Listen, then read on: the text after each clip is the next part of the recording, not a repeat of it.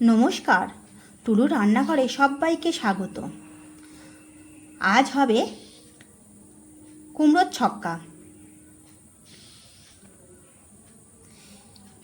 এই কুমড়োর ছক্কাটা করার জন্য প্রথমেই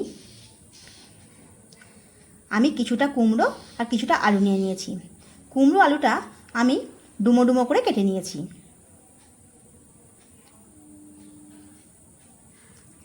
এবারে গ্যাসে একটা কড়া বসিয়ে নেব। দিয়ে দেব বেশ খানিকটা সর্ষের তেল।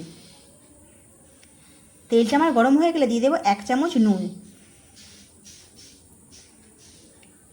এবারে টুকরো করে রাখা আলুগুলো তেলের মধ্যে দিয়ে দেব। আলুগুলো লাল লাল করে ভেজে নেব।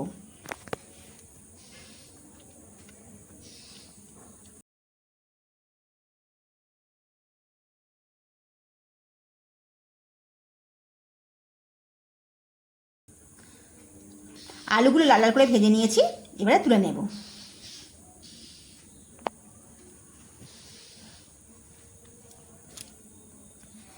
এই তেলের মধ্যে দিয়ে দেব টুকরো করে রাখা কুমড়োগুলো।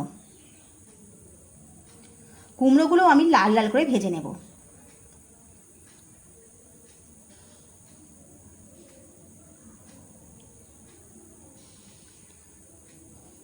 কুমড়োগুলো লাল লাল করে ভাজা হয়ে গেছে, তুলে নেব।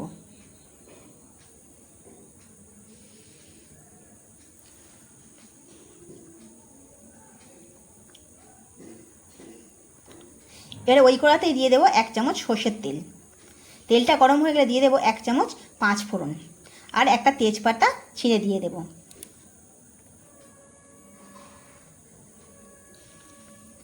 পাঁচ ফোড়নটা একটু ভাজা হয়ে গেলে দিয়ে দেবো 1 চামচ আদা বাটা। আদাটা তেলের মধ্যে ভেজে নেব। আদাটা হালকা ভাজা হয়ে গেলে দিয়ে দেবো আধখানা টুকরো করে রাখা টমেটো। টমেটোটা তেলের মধ্যে একটু ভেজে নেব।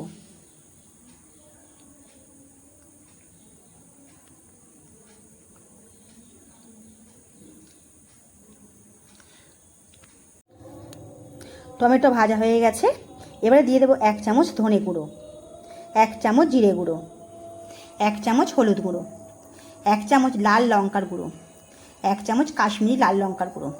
অল্প একটু জল দিয়ে মশলাটাকে খুব ভালো করে একটু কষিয়ে নেব।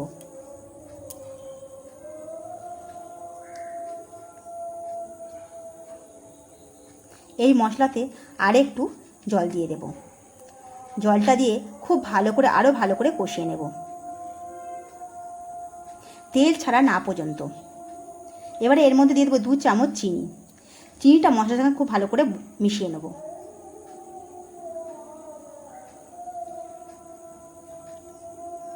দেখুন মশলা থেকে আমার তেল ছেড়ে গেছে।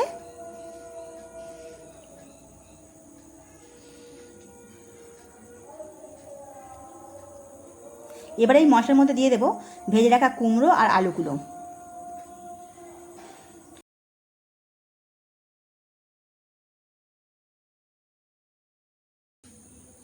কুমড়ো আলুটা মশলার সঙ্গে খুব ভালো করে কষিয়ে নেব।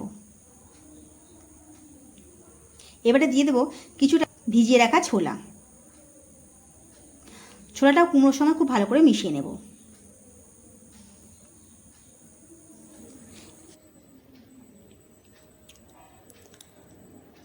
খুব ভালো করে মিশিয়ে নিয়েছি, এবারে দিয়ে দেবো বেশ খানিকটা জল।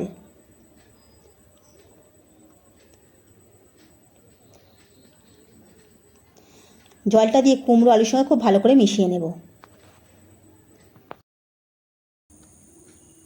এবারে এই আলুটাকে চাপা দিয়ে আমি সেদ্ধ হতে দেব।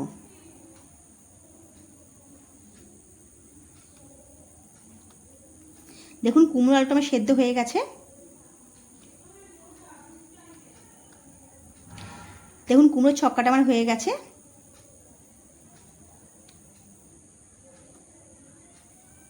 আলুগুলো আমার সেদ্ধ হয়ে গেছে।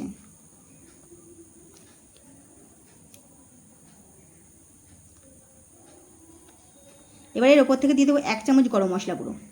গরম মশলাটা খুব ভালো করে কুমড়োর সঙ্গে মিশিয়ে নেব।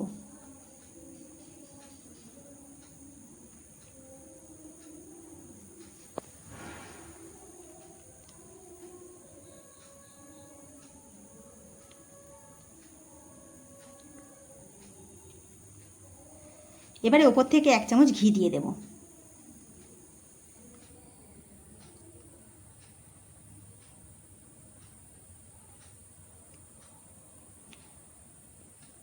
ঘি দিয়ে এবার নামিয়ে নেব।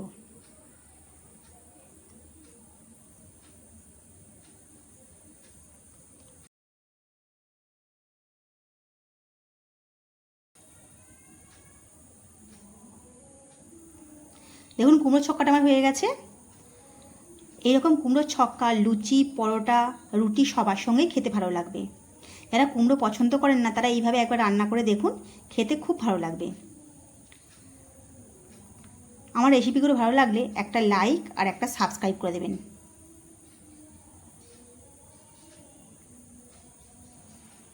আজ আসি।